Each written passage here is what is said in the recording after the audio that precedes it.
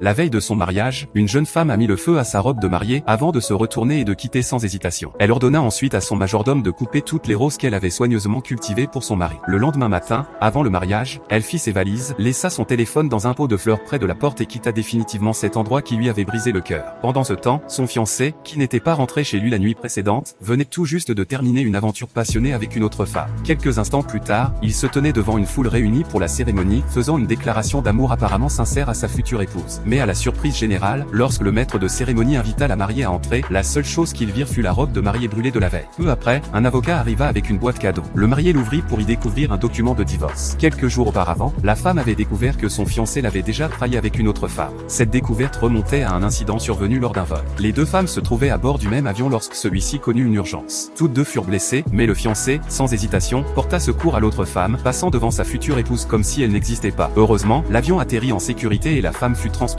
à l'hôpital. À son réveil, elle tenta de joindre son fiancé, mais il ne répondit pas. Déconcertée, elle entendit sa voix dans le couloir et se précipita à la porte pour le voir. Ce qu'elle découvrit alors brisa son cœur, son fiancé était avec l'autre femme. Sous le choc, elle contacta immédiatement un avocat pour rédiger une demande de divorce et y apposa sa signature. Elle rentra ensuite seule chez elle et retira sa bague de fiançailles, symbole d'un amour désormais détruit. Bien que son corps ait été négligé par cet homme, c'était elle qui avait été abandonnée. Au même moment, l'homme arriva brusquement et s'engenouilla pour s'excuser auprès d'elle, expliquant qu'il était tellement occupé qu'il n'avait pas pu répondre à son appel. Cependant, l'homme pensait avoir parfaitement dissimulé ses intentions. Mais il ignorait que les marques rouges sur son cou avaient déjà tout révélé.